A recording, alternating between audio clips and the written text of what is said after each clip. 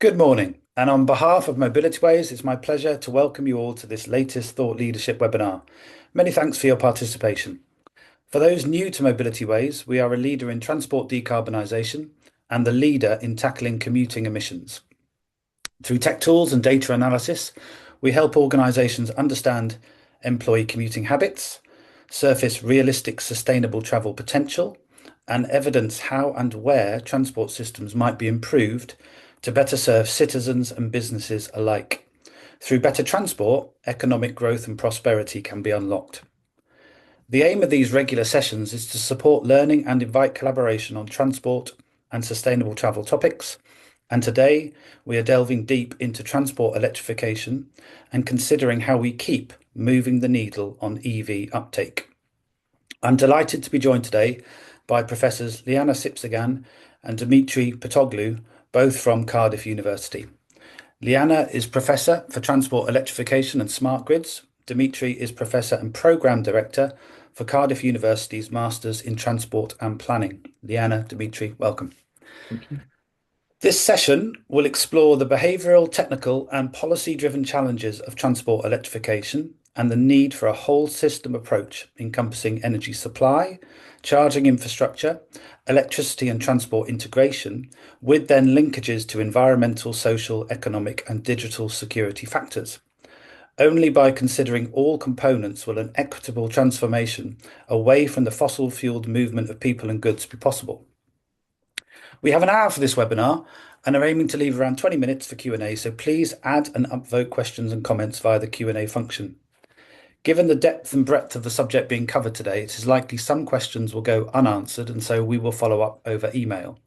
This session is being recorded and a link will be circulated, so free to watch again and share with colleagues.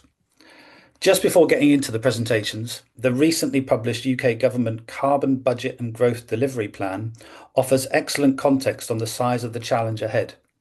Transport, as I think most on the call will know, is the UK's largest carbon emitting sector, accounting for a third of net greenhouse gas emissions. Road transport accounts for around 90% of domestic transport emissions and around 2/3 of total transport emissions. 70% of road transport emissions originate from petrol and diesel car and van journeys, 16% from heavy goods vehicles. Whilst there is confidence that measures being deployed to deliver transformation are sufficient, a key risk to road transport's decarbonisation pathway is that zero-emission cars and vans do not displace their petrol and diesel counterparts at the rate forecast. This could result from lower than anticipated consumer or business demand for zero-emission vehicles, which in turn could be due to a lack of consumer confidence in charging infrastructure provision or the cost of transitioning for households and businesses. It could also result from wider global supply chain challenges or macroeconomic conditions. Risks to uptake are higher for vans, where fewer models are on the market. Whilst not effective until April 2028, it will be interesting to see what impact the recently announced pay-per-mile tax on EVs will have on sales and replacement rates. For HGVs, the market and policy framework for the transition to zero emission is less mature, and new zero emission models remain 2 to 3 times the price of diesel equivalents. Provision of adequate infrastructure that meets operators' needs, including at depots, is a further challenge. In addition to costs and charging deployment barriers, fleet operators have concerns about ranges and technology options. So with this in mind, over to Liana and Dimitri to dive deeper into not only the system challenge, but showcase the opportunity a decarbonised transport system offers. Liana, over to you. Thank you for the introduction, and thank you for your invitation. So if we can start my slides. So my presentation is covering decarbonizing road transport through electrification in a whole system approach. I'm professor in School of Engineering at Cardiff University, leading the research in transport electrification and smart grids, and also I'm director of Electric Vehicle Center of Excellence. Next. My expertise is covering the power system the charging infrastructure, and the integration of electricity and transport networks. More, the power system is covering the impact assessment, how electric vehicles charging is impacting the grid at all levels, from distribution to the transmission. Considering all type of chargers, from fast chargers up to megawatt charging system, more recently introduced, and also wireless charging, dynamic charging on the road. Electric vehicles are not only impacting the grid, but also provide services to the grid, particularly in aggregation. So my research is also covering virtual power plants, services from vehicle to grid, and also from second life of EV batteries, repurpose and reusage. Also, for the integration of electricity and transport systems, we are developing multi-agent system and digital twins. But since this is such a complex topic, there are interfaces with environmental, social, economic, data, and cybersecurity, working with my colleagues from other disciplines, so looking at this important topic in a whole system approach. Next. So my portfolio of projects is covering the whole system approach, from a set of projects that are funded by National Grid Electricity Transmission, more than 1 million funding for this project. Some other projects are in collaboration with international partners, with US, Australia. Others are in a much wider context. For example, I'm co-investigator in National Edge Artificial Intelligence Hub, 10 million project. And there is a wide range of sources from EPSRC, UKRI, National Grid, Innovate UK. So quite a wide range of topics. A little bit about rail and aviation that is not in the scope of this presentation. Next. First, I would like to remind you some policy frameworks, because this is important in the context of electric vehicle uptake, because I'm working in this field from more than 15 years, and I discovered that the main driver for the technological advancement and EV uptake are policy announcements and also regulatory framework. So there is the ban, the sale of new petrol and diesel cars by 2030, hybrid cars by 2035, petrol and diesel vans by 2035 as well, and trucks by 2040. This ambitious is backed up by the primary legislation, Automated and Electric Vehicle Act 2018, and more recently, Automated Vehicle Act 2024. Some example from this piece of legislation is, for example, the mandate that all charging points sold or installed in the UK to have smart functionality. This is really important in order to support the grid, and also mandatory to collect the charging events, and this to be sent to the national energy system operator and distribution network operators. More recently, from last year, was introduced the zero emission vehicle mandate as a legal requirement for car manufacturers to meet targets for new EV sales in the UK. These figures are from last year. There are some small changes, but the most important is the trend, and the trend is clear. We don't have yet the mandate for trucks, but probably we are expecting to be close to targets set for vans. Also, it is important to note here that there is a significant fine issued for every non-zero emission car that is sold outside of this allowance. Of course, there are winners and losers in this context, but probably not enough time to discuss or analyze this aspect. Next, please. I would like also to point out the policy setting regulations on urban access, because this is driven by local authorities to mitigate local pollution. This is important. The set of this clean air zone, ultra low emission zone, zero emission zone is depending how these are defined, and also the area that is covered, the vehicle type restricted, the time, day, month in effect. But it is important that there are many cities that have these ambitions to set these low emission zones. Next, please. I mentioned this because following the development on electric vehicles and associated charging infrastructure, I realized that there is a very good transition to electrification in cities.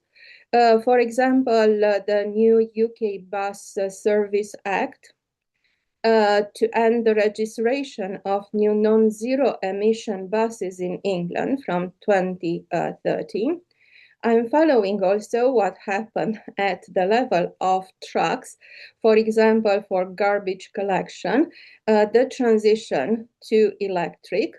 Uber, with their ambition of zero emission platform by 2030. Of course, we can see on the road a lot of developments from DPD that are mostly electric, and also Amazon deliveries and Royal Mail. Next, please. In all this journey from 15 years, I'm playing a role in advising policymakers at different levels, at national level, House of Lords, Climate Change Committee, Department for Transport, but also here in Wales. I gave twice oral evidence on EV charging strategy plan in Wales, and more recently through an important report regarding actions for accelerating the decarbonization of commercial vehicles in Wales, because this is a new trend in order to develop the pathway for the decarbonization of commercial vehicles. So next, please. Also, I'm providing consultancy for different companies. Twice it was for BP, for the future of fleet report and also EV index, for Hitachi, also UK government British Embassy in Beijing, and also as an international expert for different reports in India. Also, I'm a member of different standardization bodies. Next, please. So my main focus in my research is the integration of electricity and transport networks.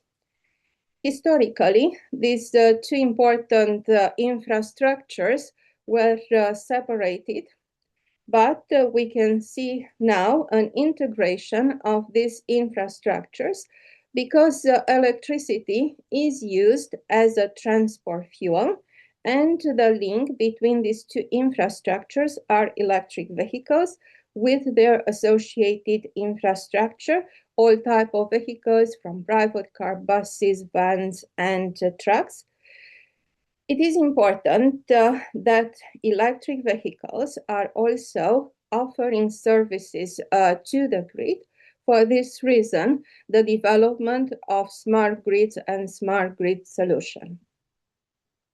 Next, please.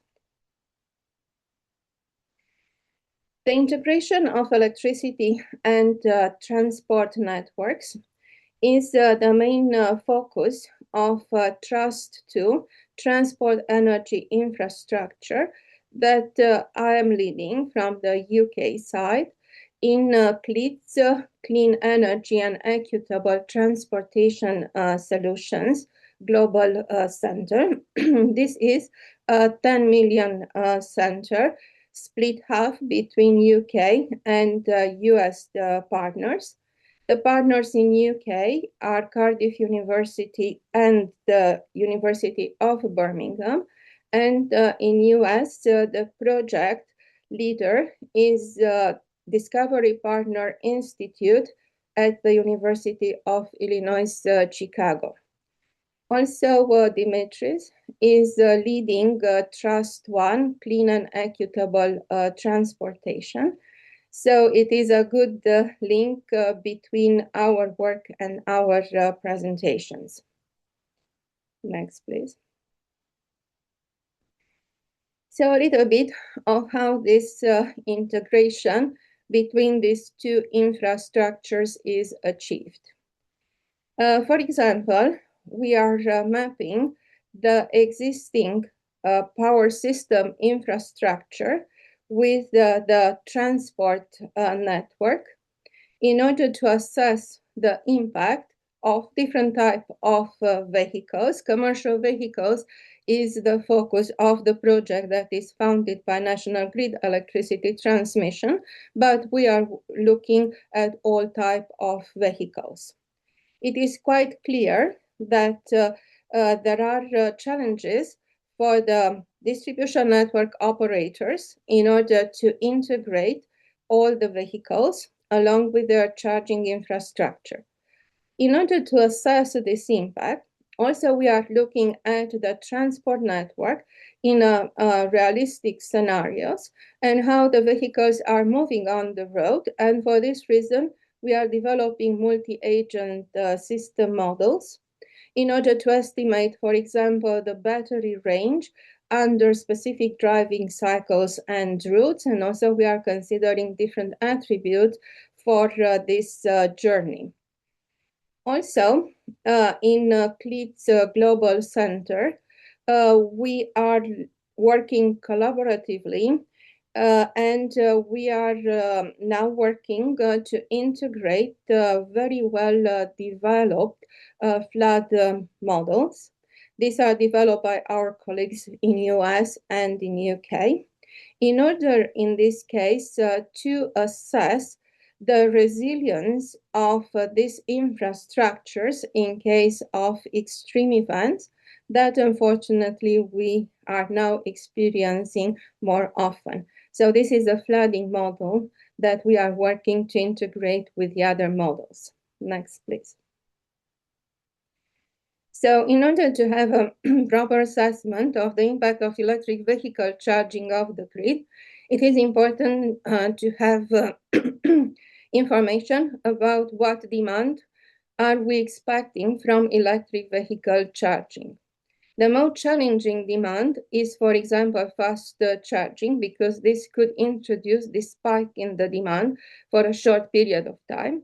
And also the demand that is expected from trucks, from commercial vehicles, going up to megawatt charging. Also, what we can see is the formation of this cluster of charging electric vehicles. So in this case, could be this localized impact on the network because, for example, in that area are locating charging hubs, are locating, for example, charging depot. Sorry, I'm losing my voice. Allocating, for example, charging depot for commercial vehicles. So in this case, this is not a uniform impact on the grid, but it is some kind of localized impact, and this is very challenging for the network. So next, please. For our agent-based simulation, we are developing realistic agents for battery electric vehicles, electric trucks in this example. Also agents for charging stations, high power chargers up to megawatt charging, agents for truck destination and truck source. These agents, vehicle agents, are moving in a realistic environment. This is setting using the maps and also the charging station location. Some other attributes are introduced, for example, the weather, the temperature, the wind, also road inclination or elevation, because this could have an impact of the battery state of charge as the vehicles are moving on the road. Some other important attributes are introduced, what routes these vehicles are using, the load for commercial vehicles, is are fully loaded or empty, the speed, and also the schedule for their travel. And we are extracting a lot of realistic output, for example, the energy consumption, the charging, the waiting time for charging, the charger energy profile.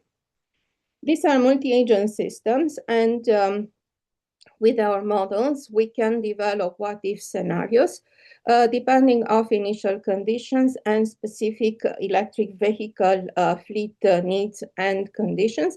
And also through our graphical user interface is providing some simple understanding and easy to explain to stakeholders.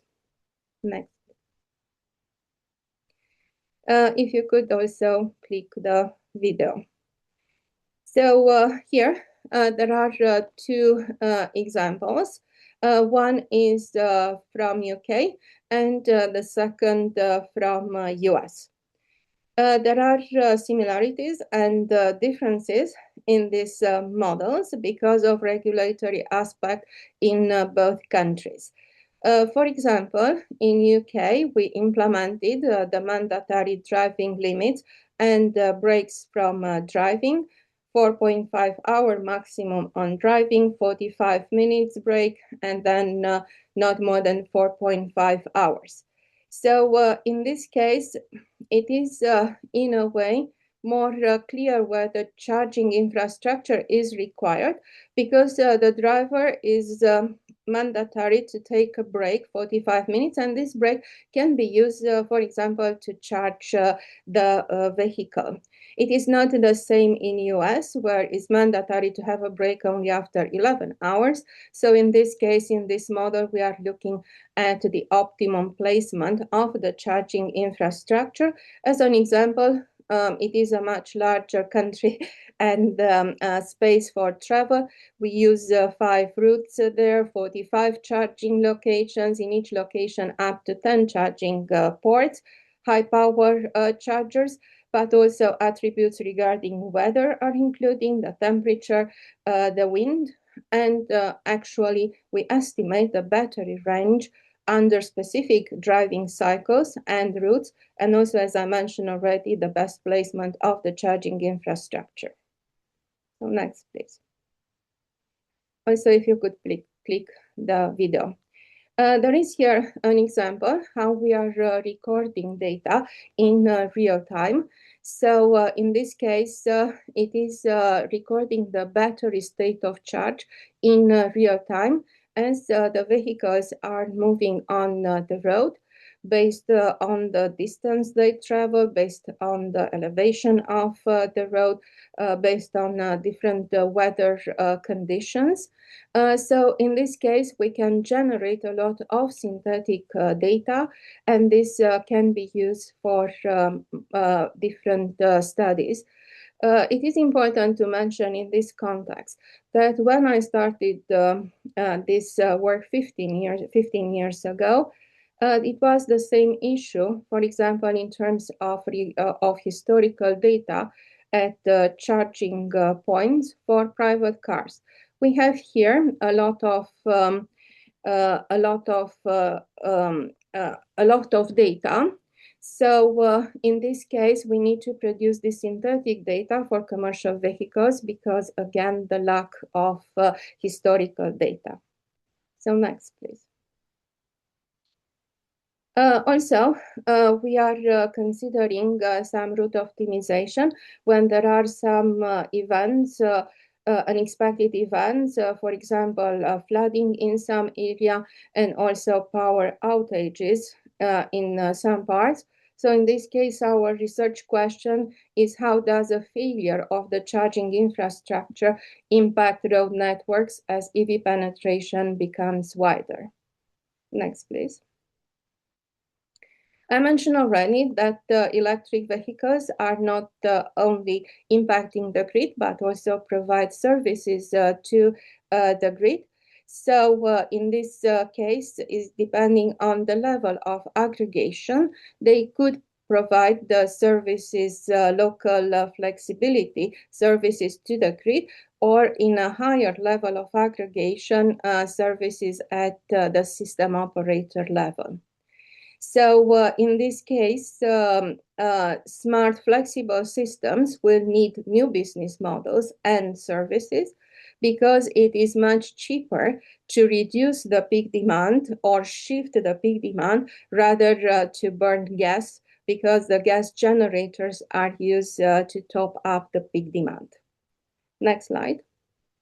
One example is the cloud-based virtual power plant that we developed in an Innovate UK project. And Cardiff University was responsible for this development. And briefly, in this development, we manage the demand, the generation in Manchester Science Park 6 commercial buildings. And the main aim was to reduce the cost and the peak demand by using storage from vehicle to grid and also stationary storage. Next slide. So as you can see, in this case, the tariff is high in the peak. Also, it is a big impact for the system operators. So the main idea was to develop this intelligent algorithm, forecasting algorithm, to reduce the peak demand, to provide demand side services, and also to reduce the cost. So next slide, please. Liana, sorry, we're gonna have to stop because yes. So only the conclusion. So you can move. Yeah, just if you can just get that'd be perfect because yeah, I want to get into the social stuff with Dimitri because that's really also very important. Thank you very much. Yes. So in the conclusion, probably the main conclusion here is that decarbonizing transport through electrification is not a revolution, but an evolution. Both infrastructures will evolve in parallel in order to accommodate this integration. And also innovation is not limited to technologies, but also cover institution, business models, policy design, and also behavior analysis. So this is a good transition to Dimitris' presentation. So next slide, please.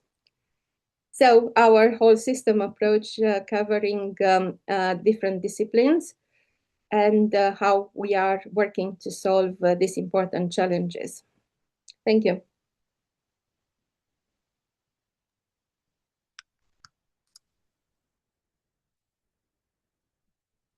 Okay, I think I'll just presume, yeah. Hello, everybody.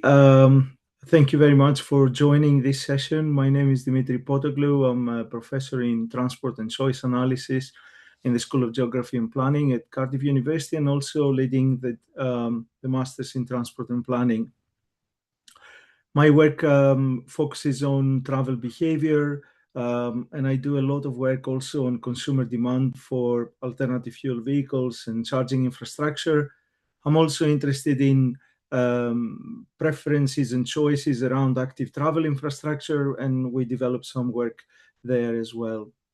So over the next 15 minutes or so, maybe 20, I'll cover several points around the social aspects of decarbonization through electrification, and very quickly, so around the chicken and egg problem, as we call it, between electrification charging infrastructure and new vehicle technologies.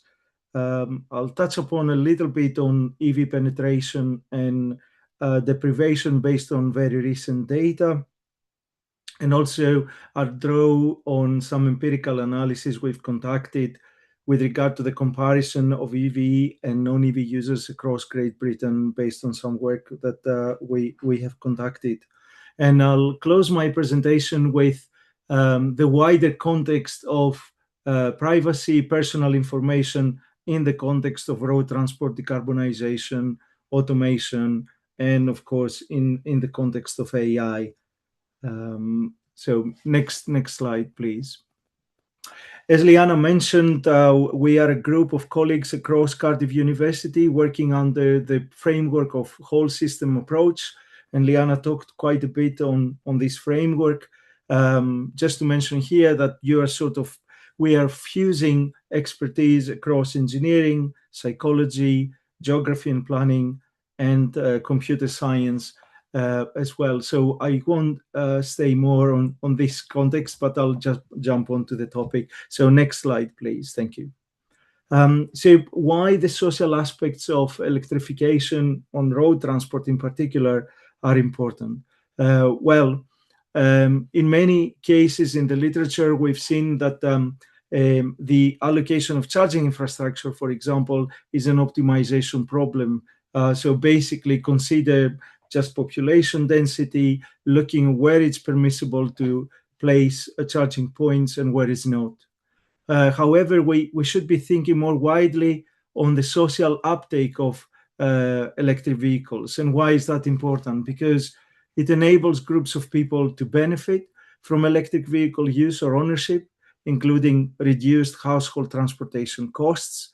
And it also ensures communities and individuals more widely benefit from electrification, and they are not locked out of these benefits that are evident for some others. So far it has been a logical strategy for electric vehicle charging infrastructure investment to target early adopters to increase take-up. However, their behavior would be different, and as we will see later, it is different compared to the early majority, which, as shown on the right-hand side, we are not there yet. This is some work undertaken by colleagues at UC Davis in the US. So only 2 countries, for example, they've entered the phase of early majority, whereas the UK stands around 5% in terms of the penetration of plug-in electric vehicles. As we will see, of course, that's not, this is just an average picture, probably an oversimplification, as we will see later. Next, please. So as a conclusion here, or the take message is that electrification will only deliver its environmental benefits if it reaches all households, not only those who can afford it or those with off-street parking. Next, please. So some time ago, we did a review of the literature to see how the EV adoption, charging infrastructure, and social equity sort of conflict with each other, so to speak. So when we refer to this chicken and egg problem, I think Graham touched upon it as well. So is this balance between availability of infrastructure and electric vehicle penetration. So one affects the other in the sense that if there is poor availability of charging, this is hampering adoption of electric vehicles, and in turn, this delays the further expansion of charging infrastructure. So it's important to think about the social equity, and when we refer to social equity, we tend to sort of group it into what we call horizontal equity. This is more about the geographic distribution of the charging network. So we refer to elements like accessibility, usability, charging infrastructure, funding, barriers, and so on. And the vertical aspect of social equity refers to different people having different levels of needs, different levels of ability to access the charging infrastructure based on income, resources, disability, and so on. We continue to have challenges in terms of fuel prices, and I guess the sort of simpler example is the VAT difference between home charging and public charging, which in effect benefits people who have off-street access, off-street ability to charge their vehicle, and of course different tariffs in terms of, for example, prepayment meters, and also the fuel tax. So those who are unable to uptake electric vehicles, obviously they're subject to fuel taxes. Of course, the picture slightly changes now with the new regulations in terms of charging electric vehicles per mile, but yeah, challenges still remain.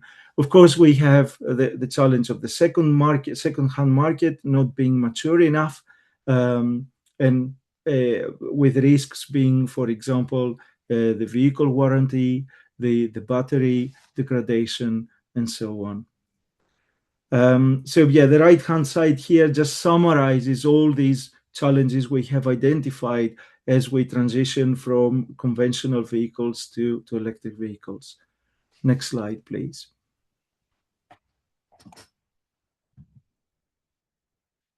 Yes, thank you. So earlier I mentioned a figure of 5% of electric vehicle market penetration in the UK. But what we have been working on is a more sort of geographic analysis, but yeah, trying to assess both the sort of vertical and horizontal disparities of electric vehicle adoption. So the right-hand side is just a picture of the market penetration of battery electric vehicles. These are pure electric vehicles across England and Wales, and these are presented at the LSOA level. So this is a geographic unit representing 400 to 1,200 households. And as we'll see here, higher density around London, and then with red and green and orange, whereas lighter colors for the rest of the country. Then on the right-hand side picture, what we try to do is also to try to assess the battery electric vehicle ownership against income deprivation. So the data here come from vehicle license statistics, which are publicly available. And again, the analysis is at the LSOA level. So on the left-hand side of this second figure, you'll see the market penetration or the licenses of battery electric vehicles for low income deprivation, so more affluent areas, LSOA areas. So there is a clear trend that this is associated with high market penetration of battery electric vehicles. On the far right, we have areas which are low income, and shows the market penetration of battery electric vehicles there. Obviously less red, which indicates the sort of higher levels of battery electric vehicles there, with some exceptions around London, where here we have more higher density and more diverse populations within LSOA. You will also note that the difference here on the right-hand side is that we look at smaller areas. So we are able to also contrast differences in terms of population density. So smaller zones here, the blue and the red on the right-hand side, show actually that these are highly dense areas with higher population density. Whereas in the middle, we have bigger areas, generally low battery electric vehicles, especially in rural areas, but many sort of red spots which indicate higher population density, middle income deprivation, and then also high rates of battery electric vehicles there. Next slide, please. Now, Moving on to, I mentioned earlier that that we expect to have, or I made the assertions that early adopters are likely to differ from early majority, and this is what we aimed to study in this work I'm reporting here. So we looked at 300 EV users and 300 non-EV users, aimed to answer two research questions. The first one, to look whether there are significant differences between electric vehicle and non-electric vehicle users, and particularly look at how they view technology, in attitudes around technology and innovation. The second study looked at public charging choices, and again, comparisons between electric vehicle users and non-electric vehicle users. So this is very important, both from improving existing infrastructure, but also increasing market share, especially when looking to attract the late majority. Next slide, please. So the first question was, are there significant differences between electric vehicle and non-electric vehicle users, especially regarding their familiarity with technology? So our analysis there looked more specifically, what are the socio-demographic profiles of individuals who use electric vehicles relatively to those who don't? How attitudes like technophilia, their familiarity with technology, is determined by socio-demographics, but also how socio-demographics determine electric vehicle use. So as sort of a conclusion here, or the quick answer, so to speak, is that there were strong effects of technophilia in the likelihood of a respondent being an EV user. So quite a distinct difference after controlling for different other socio-demographic characteristics. So the conclusion from this study was that those who view sustainable technological advancements positively were more likely to recognize the advantages of electric vehicles in reducing environmental impacts. There is a clear message that public awareness and dispelling of misconceptions and also having a user-friendly technology are key elements towards moving into the late majority samples. And we have quite distinct groups of the population, quite distinct differences between electric vehicle and non-electric vehicle users. For example, non-EV users are older, women, those who live in outside London, and of lower income. Next slide, please. The second question was to look at differences in public charging choices. We use a methodology which is called choice experiments. So basically, we created different choice situations where people were given the option to charge on street, on a surface level car park, or a multi-story car park. What we tend to do here is to vary those choices so we can ask respondents multiple times based on a set of characteristics and their values that you see on the left-hand side. So each option we presented here, each of those three options might have a fast charging available. There are different methods of payment, different waiting times, amenities, ranging from no amenities to being close to a shopping center, different costs depending on slow or fast charging, whether the electricity came from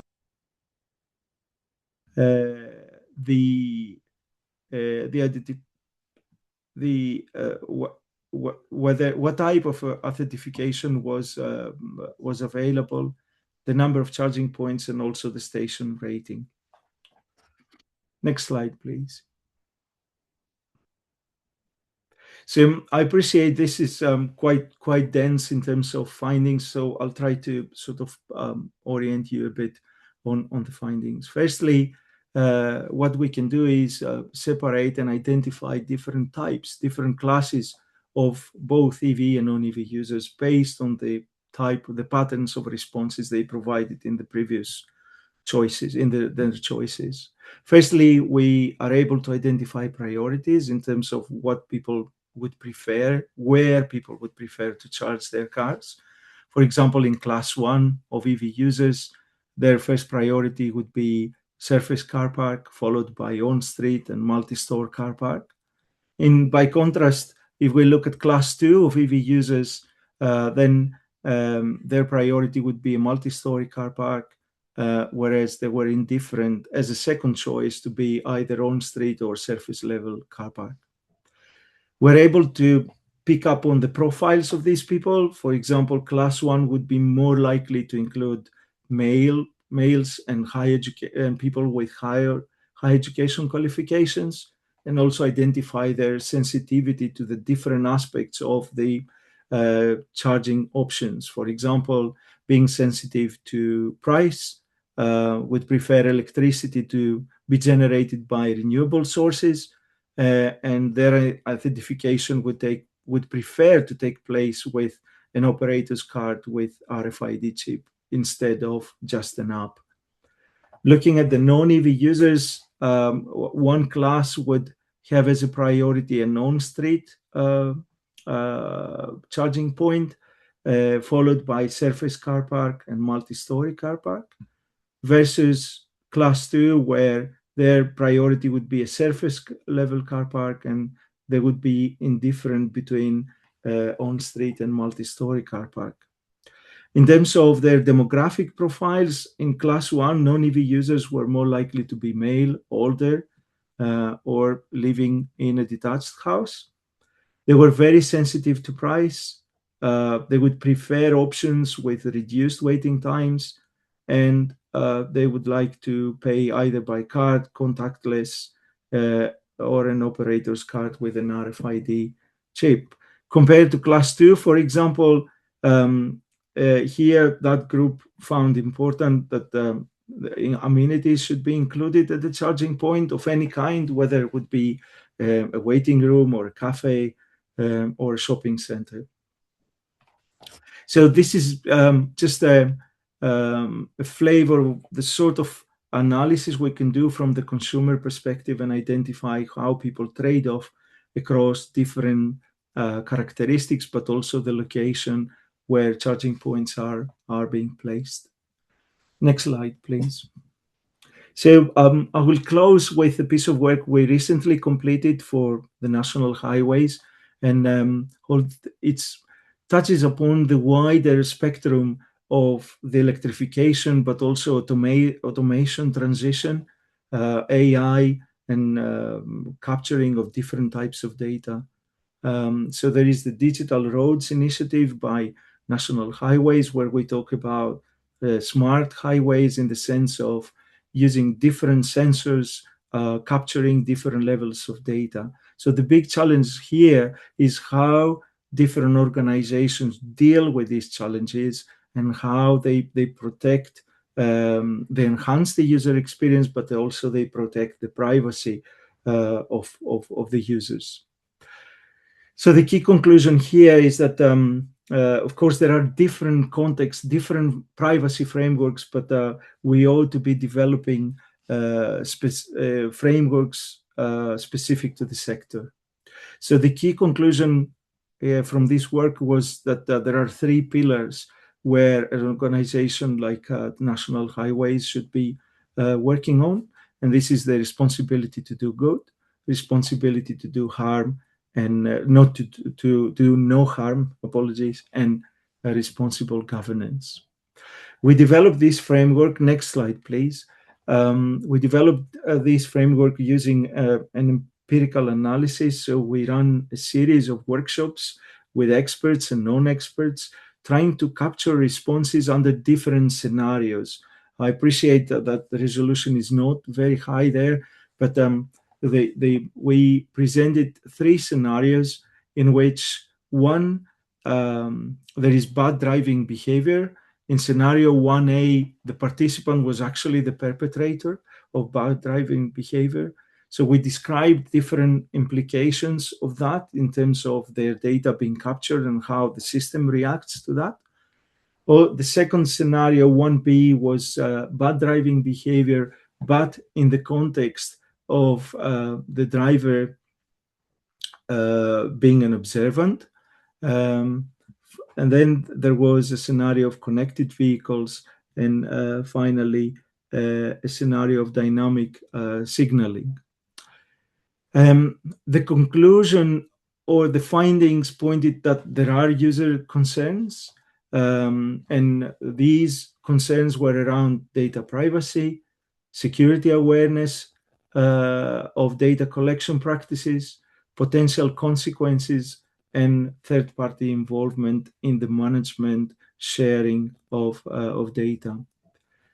The key message here is that there are three ethical principles that organizations should be working on, and this is transparency, awareness, data security, fairness, inclusiveness, and accountability. So organizations should be working under the principle that there is this trade-off in which user experience is enhanced, safety is enhanced as well, but also there is the trade-off of potential misuse of data.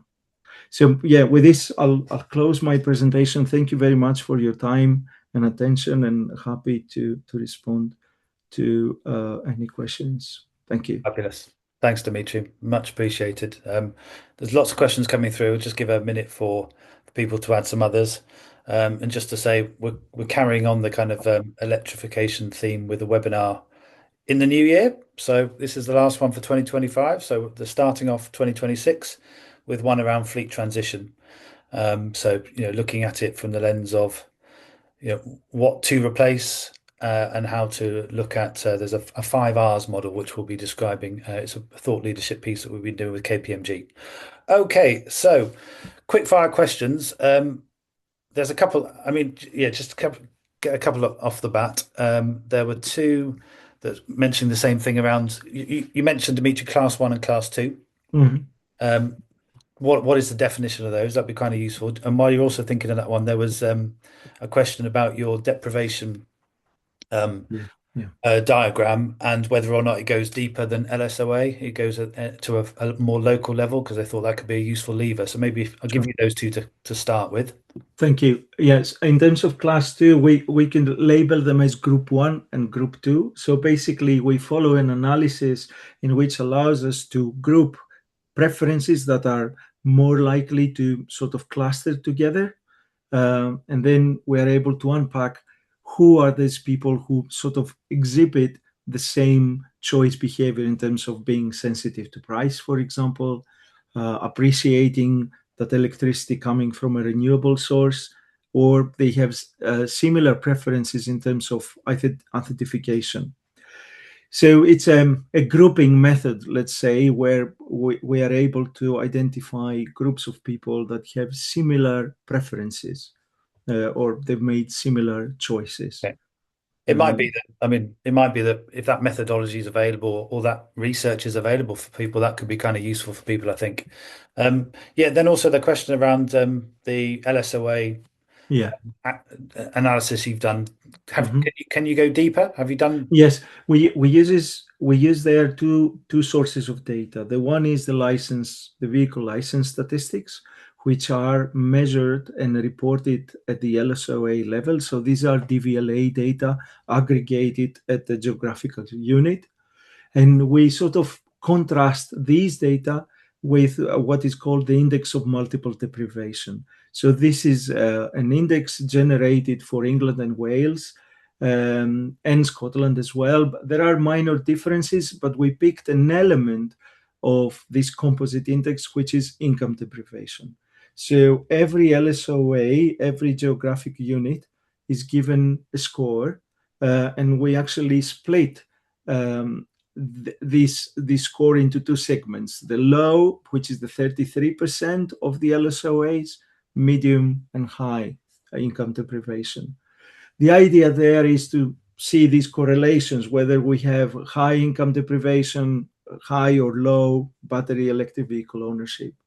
We want to extend this analysis beyond that to look at further demographic profiles within those geographic units, and of course, after controlling those characteristics, to see how a deprivation impacts upon the adoption of electric vehicles. Well, I mean, if you've got stuff that goes, I think this key question is, can you get deeper? Can you get more Yes. localized? If that type of information is available, Um, that would be very interesting for people, I think, in terms of levers. I've got to move. No need to comment. I've got to move sure. on. There's a couple of questions here from Malik. Thank you, Malik. And the first one in particularly, I know you've been looking at that one for a little while, in terms of grid capacity, connection delays, etc. Do you want to just comment on that one? Yes, I think this is a very good point, because this is listed as the main barrier, because everybody is looking to connect at the distribution level, and particularly for commercial vehicles, this is a big impact.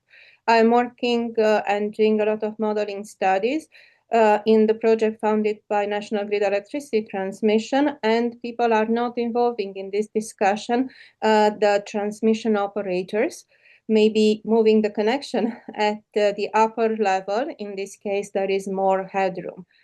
Second option is to have more localized control. So in this case, consider the charging infrastructure, local generation, for example, from photovoltaic, and storage. And I haven't time to present a new mandate that is waiting to arrive soon, because it was close a call for evidence to support the installation of solar panels on top of the car parks, new outdoor car parks.